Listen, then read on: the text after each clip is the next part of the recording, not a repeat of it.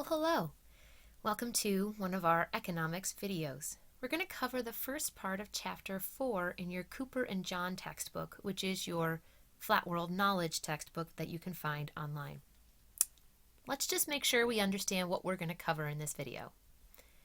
We're going to start with understanding the concept of budget sets and budget lines.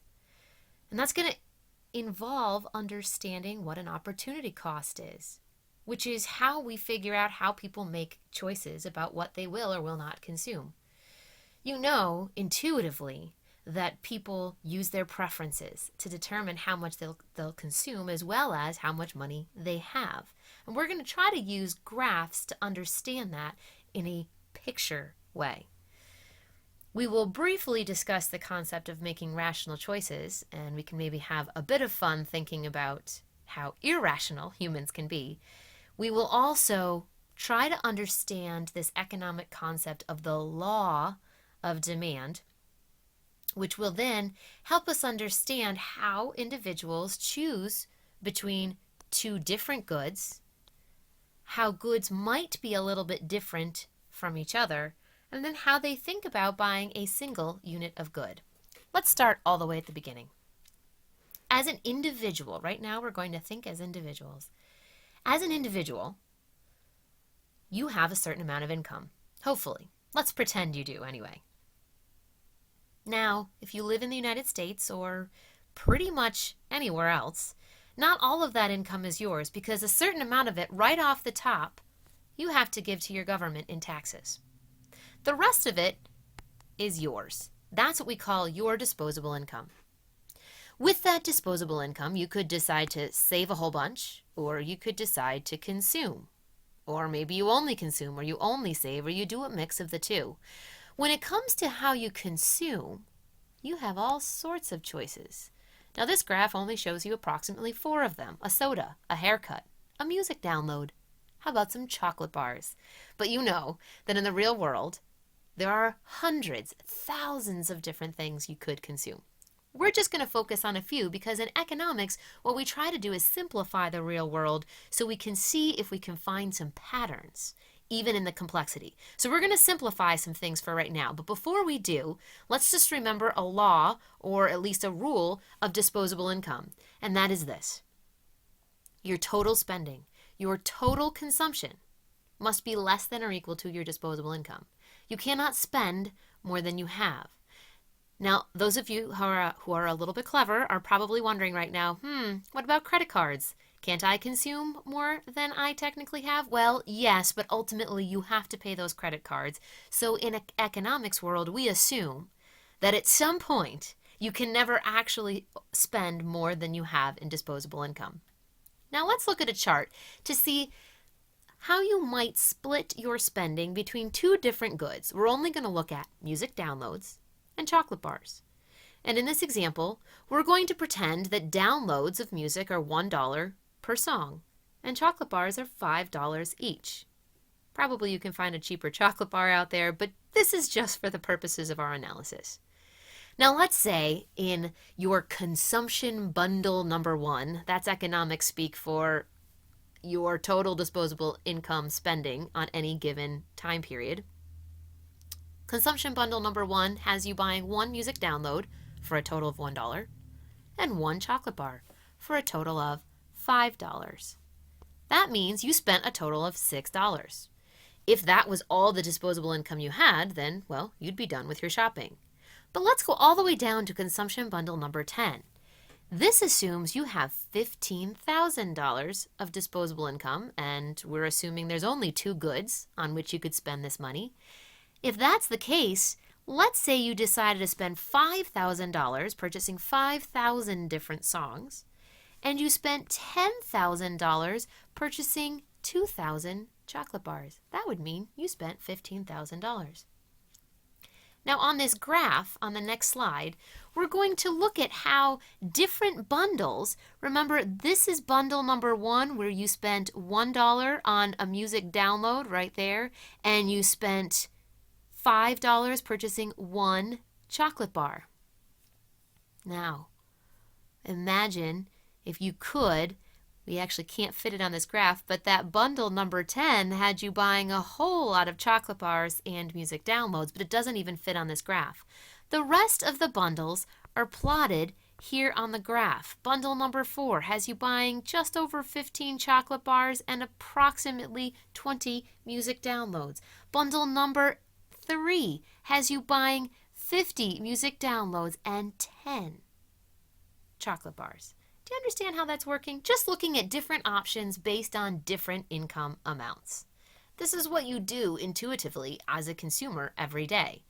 If we were going to attempt to figure out what happens if, let's say, you had only $100, well, if you had only $100 and we went back to that chart that showed us all those different consumption bundles, if you recall, $100, you could have any one of these consumption bundles.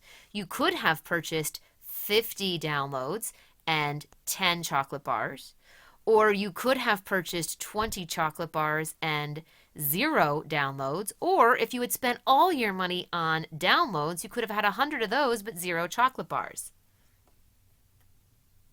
Let's go back to our graph. And we see that if you only had $100, if we wanted to think about that in terms of how many total music downloads you could get 100 music downloads if you spent all your money on downloads. What if you spent all your money on chocolate bars? Well, you could get 20 chocolate bars.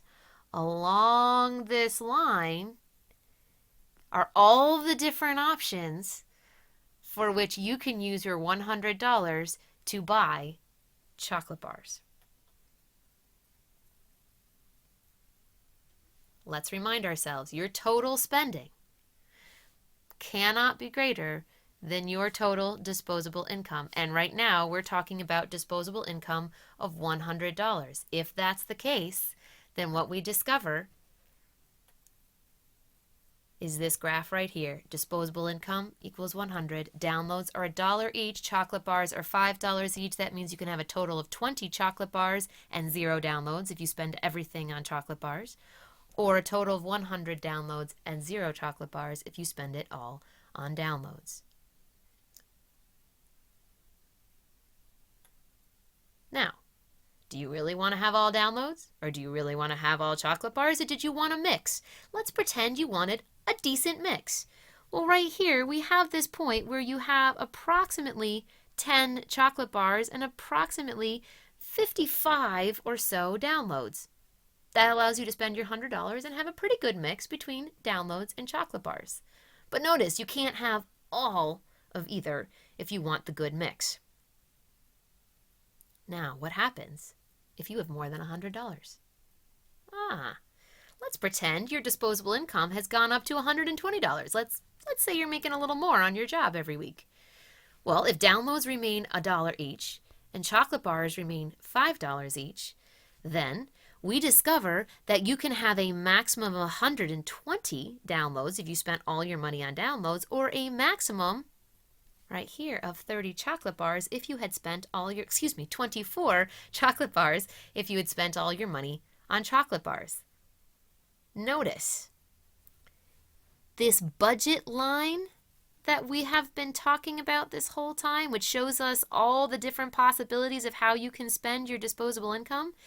It just shifted to the right, but the slope of the line did not change. It's still the same. They're two parallel lines. That's what happens when your income increases. Now, your book showed you some interesting possibilities. This is a little small. We'll just zoom in a little bit here. There we go. Notice, if the number of music, if your income had gone out and chocolate bars were what we call a normal good, then as your income increased, we would discover that you purchased more chocolate bars. That's what we call a normal good. It's a good that is consumed more when income increases. Now, what if You did not consider chocolate bars a normal good. Let's just think about the possibility that to you, chocolate bars aren't actually the most interesting thing. You'd rather not have to eat them as much, but when you only have $100 or $120, you will purchase so many of them. Well, let's just say chocolate bars are not a normal good, but they are something we call an inferior good. Now, that doesn't mean that the good is bad. It just means it's something that you consume less when your income increases. Look at this. When you had $100 to spend, you purchased this many chocolate bars. When you had $120 to spend, you moved on your budget line to a different spot where you consume less chocolate. We call that an inferior good. Now, why might that be the case? Well, there's certain things perhaps that you eat or you buy because your income level only allows you to buy or eat that thing. But if your income level went up, you might want a more expensive thing. You might consume less of that, what we call inferior good. For instance, when people have lower incomes, lower to middle incomes, we find that they shop at Walmart more often. However, as they become upper middle class and upper class, when they make greater than $100,000 a year, we discover that they shop at Walmart less. They demand less of that good. And they start shopping at Macy's and Bergdorf's and Nordstrom's and other higher end stores when they have greater income. That means, in a sense, Walmart is considered an inferior good. Again, don't get hung up on that word inferior. It doesn't actually mean it's bad. It just means that people prefer it less when their incomes go up. Now let's move on. Let's say that the price of chocolate bars had changed. Your income is still $100. Downloads are still $1 each. Chocolate bars have gone to $3.33 each. They were $5. Now they're $3.33 each. What happens is that we can have a maximum number of downloads if we spend all our money on downloads of 100. That hasn't changed. Notice, in either one of these lines, the total number of downloads is still the same. However, the number of chocolate bars you consume is now 30. If you choose to spend all your money on chocolate bars, you could now consume 30 of them because they are cheaper per chocolate bar.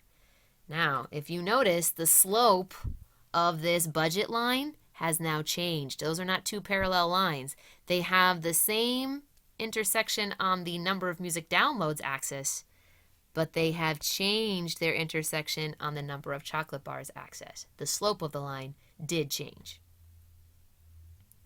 This illustrates what we call the law of demand. Now, this is economics. This is not exactly like biology or physics. So the law of demand is not quite like the law of gravity. The law of demand does have exceptions. But let's understand what the law of demand is. It says that when the price of a good decreases, the quantity demanded will increase.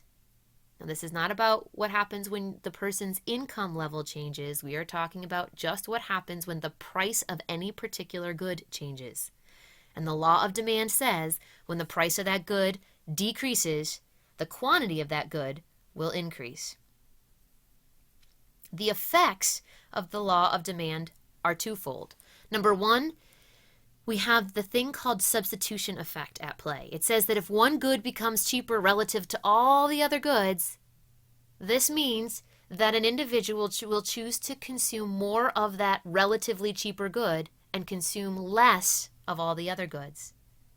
There is another effect at play. It's called the income effect. And it says when a good decreases in price, the buyer can afford more of everything now, including that good, which will cause the individual to consume more of that good. So when the price of chocolate bars goes down, the substitution effect says that the individual wants more chocolate bars than downloads because chocolate bars are relatively cheaper. In addition, the buyer wants more chocolate bars because the chocolate bars are just simply cheaper. This is one of the effects of the law of demand.